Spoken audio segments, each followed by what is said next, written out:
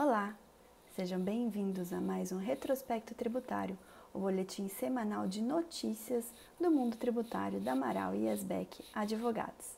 Eu sou Letícia Amaral e se você ainda não é assinante do nosso canal Direito da Inteligência de Negócios, se inscreva agora.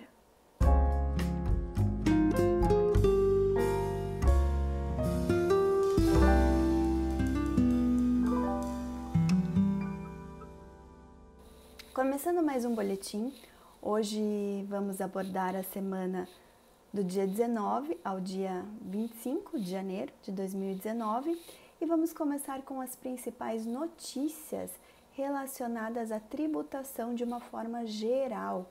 Então, notícias anunciadas pelo novo governo e pela Receita Federal.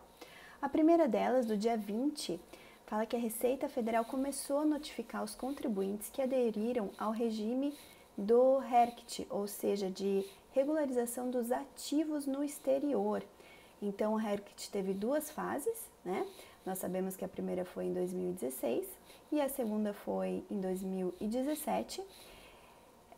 E a partir desse ano, com o novo governo, o ministro Sérgio Moro está falando que vai dar uma atenção a todos esses ativos que estão no exterior e já pediu para que a Receita comece a notificar os contribuintes para que comprovem a origem desses valores, porque os contribuintes tiveram que declarar isso lá quando fizeram essa adesão ao regime de regularização. Uma segunda notícia do dia 21 de janeiro, e fala que a partir de março a PGFN, ou seja, a Procuradoria-Geral da Fazenda Nacional, passa a ter acesso aos dados do Serasa para fazer cobranças dos contribuintes que já têm dívida ativa e execuções fiscais ativas. Isso por meio de uma parceria que já foi assinada lá em janeiro de 2017 e que passa a viger agora a partir de março desse ano.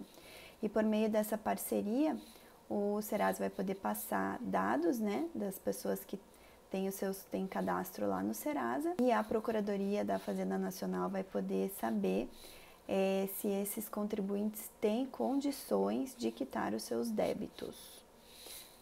Uma outra notícia é que o Fisco publica uma orientação sobre trabalho intermitente, uma notícia do dia 22 de janeiro, do jornal Valor Econômico, com base na solução de consulta número 17, que foi publicada pela COSIT, ficou passada a orientação aos fiscais de que as contribuições previdenciárias elas devem incidir sobre valores de férias e terço constitucional. Havia uma dúvida nessa modalidade de trabalho intermitente, que veio com a reforma trabalhista, as férias e o terço de férias entrariam na composição da base de cálculo das contribuições previdenciárias. E aqui, por meio dessa solução de consulta, a Receita Federal pacifica o entendimento no âmbito dela de que sim, deve compor esse cálculo sim. Uma outra notícia é de que foi publicado o decreto 9690 no dia 24 de janeiro, estabelecendo, né, a permissão de outorga de poderes a servidores comissionados e aos dirigentes máximos de fundações, autarquias e empresas públicas sobre a classificação de dados públicos como em sigilo ultra-secreto. Então, esse decreto ele altera o decreto anterior, que regulamenta a Lei de Acesso à Informação, e antes não era dada essa possibilidade de outorga de competência, mas a partir desse novo decreto, essa outorga de competência passa a ser permitida. Então, vamos ver aí quais vão ser as repercussões nos pedidos de acesso à informação. Uma outra notícia importante é que o ministro Paulo Guedes anunciou no Fórum Econômico Mundial que pretende impor medidas para a redução da tributação do imposto de renda da pessoa jurídica e da contribuição social sobre o lucro líquido. Então, diz o novo ministro que quer reduzir a carga tributária sobre as empresas.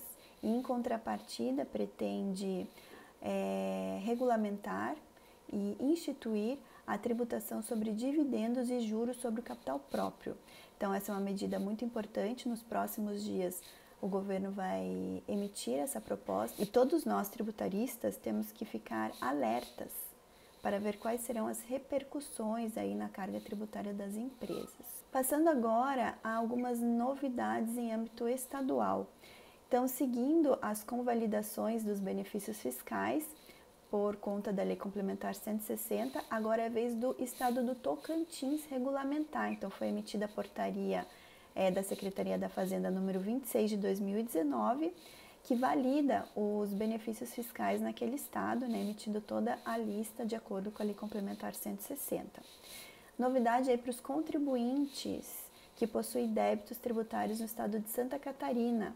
Foi publicada a Lei 17.701 de 2019, instituindo parcelamento de débitos tributários estaduais. Então, aí, principalmente para quem tem dívida de ICMS no estado, aí uma oportunidade para regularizar a situação. Passaremos agora às notícias sobre decisões administrativas. Então, foi divulgada uma notícia no dia 22 de janeiro, em relação a um novo julgado do CARF que estabeleceu que em casos de cisão parcial, a nova empresa resultante dessa cisão não pode compensar a totalidade dos prejuízos fiscais daquela empresa que foi cindida. Havia uma discussão sobre a possibilidade da empresa que resultou da cisão aproveitar a totalidade dos prejuízos fiscais, mas o CARF afastou essa possibilidade.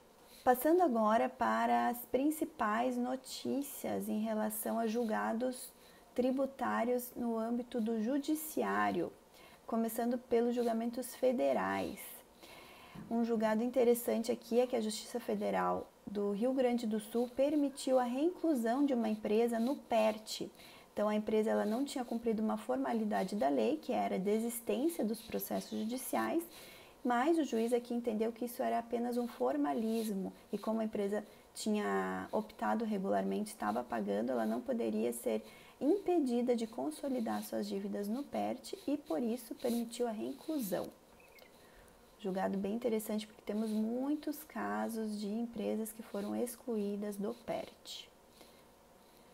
Um outro caso importante aqui é de um julgado do TRF que ele consolida o entendimento de que o ICMS a ser excluído da base de cálculo do PIS e COFINS é sim o ICMS destacado na nota fiscal. Então é um julgado importante porque foi decidido pela técnica do julgamento ampliado do TRF4, então acaba balizando os demais entendimentos. Passando agora para julgados relativos a decisões estaduais na área tributária. Foi feita uma divulgação pelo jornal Valor Econômico, dando notícia de que diversas liminares nos estados do Rio Grande do Sul e Santa Catarina têm libertado as empresas do recolhimento adicional de ICMS naqueles casos em que a base presumida foi inferior à base real. Então, os fiscos estavam cobrando essa diferença e a Justiça tem dado liminares falando que o contribuinte não precisa fazer esses pagamentos adicionais. Então, um julgado bem importante porque, segundo noticia o Valor Econômico, essa é uma tendência em outros estados, como Paraná e São Paulo.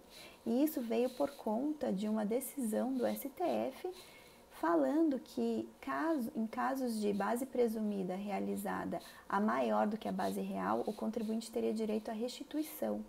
E os estados se aproveitando estão fazendo a cobrança inversa, ou seja, quando a base presumida do ICMS-ST tiver ocorrido de forma menor do que a real. Os estados passaram a cobrar essa diferença e a Justiça tem anulado essas cobranças. Essas foram as principais notícias do nosso retrospecto tributário. Outras notícias estão no nosso blog e eu espero ver vocês na próxima semana. Fica aí o alerta para quem ainda não é assinante do nosso canal que o faça e assim acompanhe as principais novidades. Esse é um auxílio da Amaral e Asbec para o compliance tributário das empresas. Espero que deixem os seus comentários, curta esse vídeo e assim poderemos ir aprimorando o nosso retrospecto. Até a próxima semana!